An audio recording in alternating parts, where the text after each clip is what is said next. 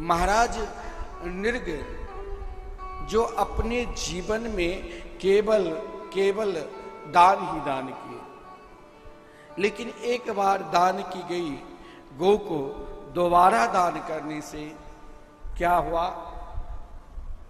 जो महाराज उनको गिरगिट बनना पड़ा। एक चीज को आप दान कर लो ना तो उस दान को फिर हम ना स्वीकार करें। कई लोग ऐसे हैं, गौ माता की दान करते हैं, गोदान, फिर गोदान करने के बाद उस गौ का दूध भी आपको नहीं लेना चाहिए, क्योंकि आपने दान कर चुके हैं। महाराज नृग ने दान की गई गौ को दोबारा दान किया, तो महाराज धर्म के प्रभाव से, नाम के प्रभाव और धर्म के प्रभाव में यही अंतर है। अगर आप भगवान के नाम ले रहे हो ना तो मन से लो, बेमन से लो, डर से लो, भय से लो, कल्याण होगा। एक बार क्या देखिए, धर्म और भगवान के नाम में क्या विशेषता है। एक बार क्या हुआ तो एक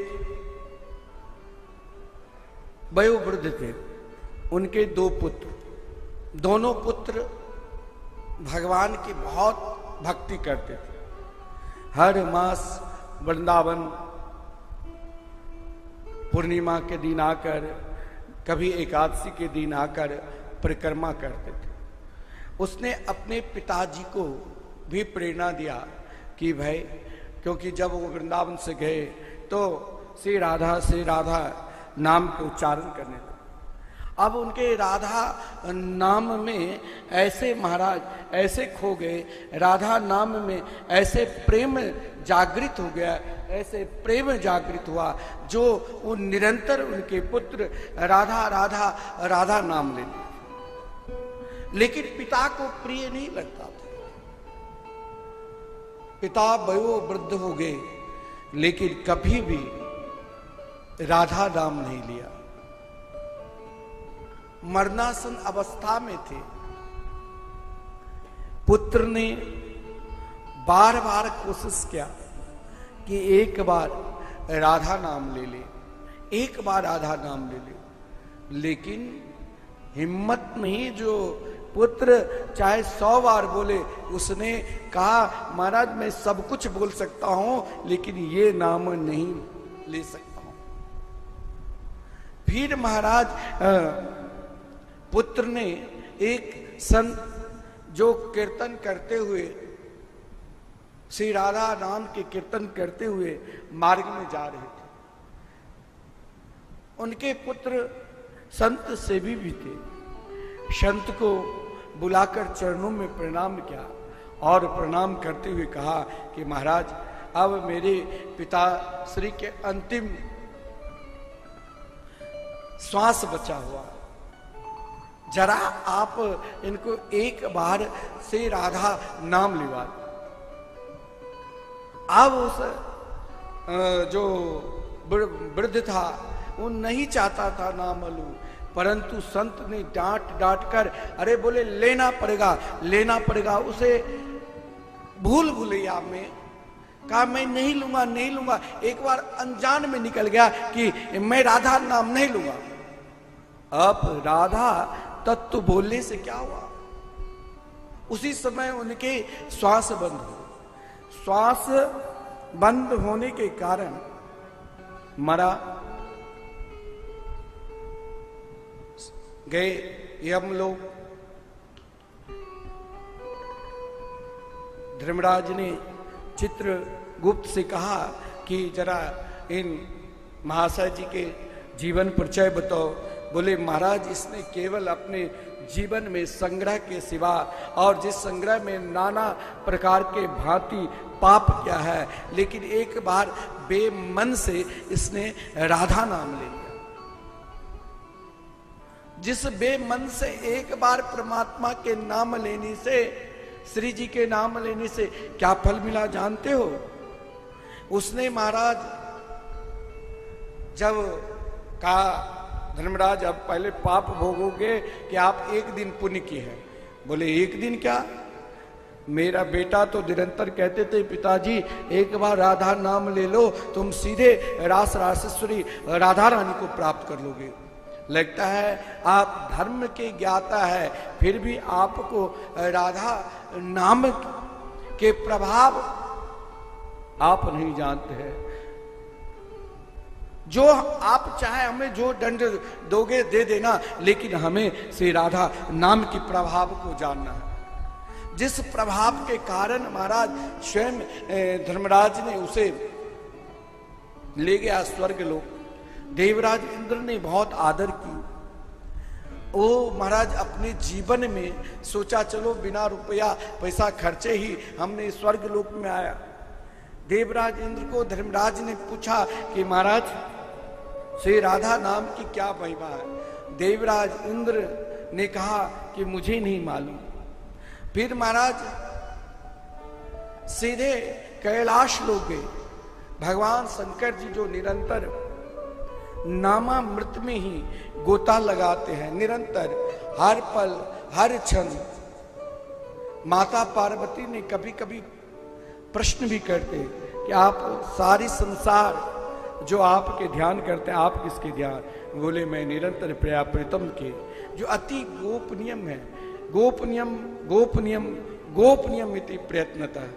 लेकिन भोलेनाथ भी कहा कि एक दिन का नाम का क्या प्रभाव है श्री राधा नाम के, मुझे भी पता नहीं। फिर महाराज स्वयं भगवान शंकर जी देवराजेंद्र और धर्मराज ब्रह्मलोक गए। अब वो तो सोच रहा है कि महाराज जो मुझे पृथ्वी लोक पर नहीं मिला, सो यहाँ सुख सुविधा मिल रही है ब्रह्मलोक में भी। वो महाराज जिसने एक बार राधा नाम लिया वो आनंदित है। ब्रह्मा जी ने, जिस ब्रह्मा जी को भगवान ने सर्वप्रथम बनाकर वेद प्रदान किया, यो ब्रह्मांडम विदधाति पूर्वम, लेकिन ब्रह्मा जी ने भी श्री राधा नाम की प्रभाव को नहीं बता पाए। फिर सीधे महाराज वैकुंठ धाम गए।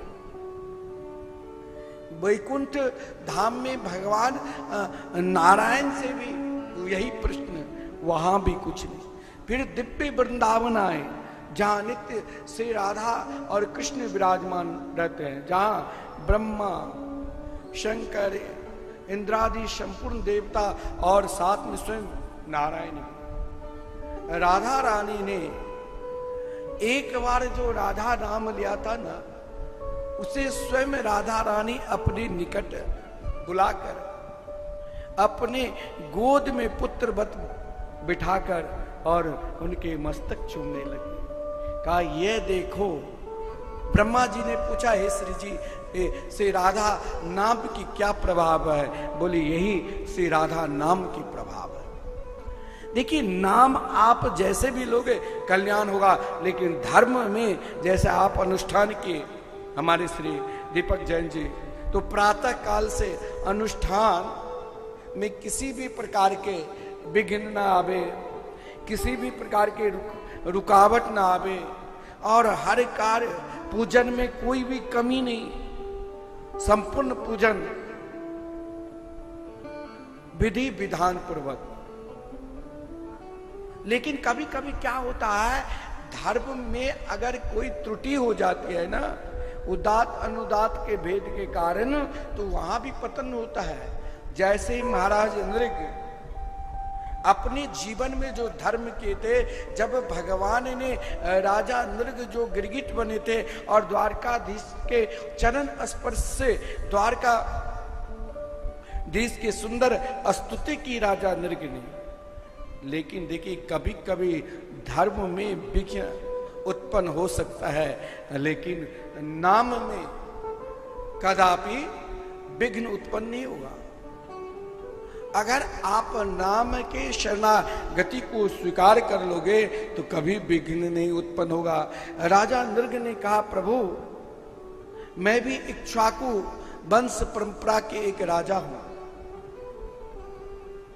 जिसने अगर आप दानी के विषय में, बड़े बड़े दानी के विषय में आप यदि श्रवण किए होंगे, तो एक दानी मैं भी हूं, लेकिन मेरे से एक बार भूल हो गई।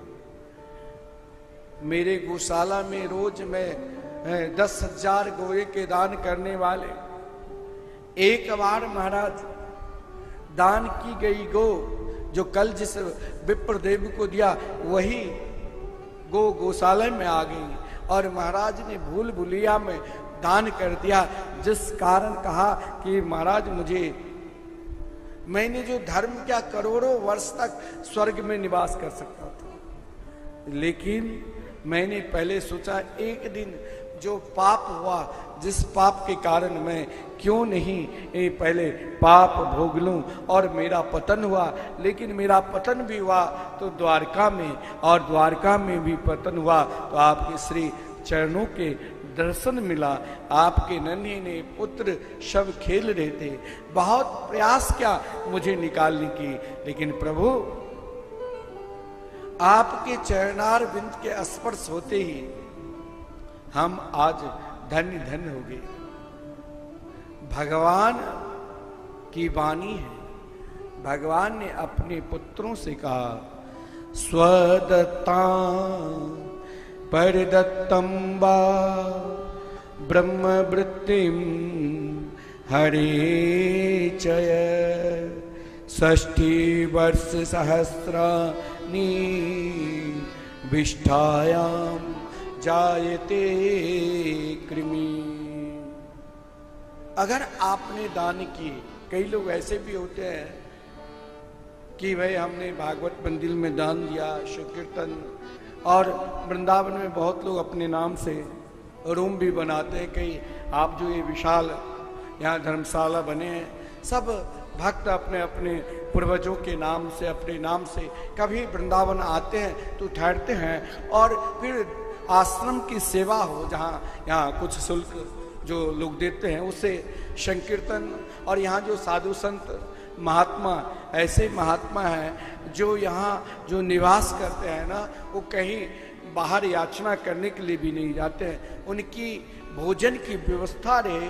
तो जो भक्त ने यहाँ रूम बनाकर दान किया है, उनका भी यही उद्देश्य रहता है, चलो हम जब आते हैं तो हमें तो व्यवस्था मिलती है, लेकिन यहाँ जो लोग ठहरेंगे उनके लिए महाराज वो जो व्यय करता है उसे आश्रम चलेगा तो हमारे पूर्वजों को महाराज आनंद मिलेगा। जो साधु संत भोजन करते हैं महाराज उनको आनंद मिलेगा, जिस कारण सज्जनों कहा गया है कि एक बार यदि आपने दान किया तो उस दान को स्वयं को हमें अपने आप उपयोग नहीं करना है, इससे दोष लगता है। कहा गया है उनके विष्ठा के कीड़ा में जन्म लेना पड़ता है।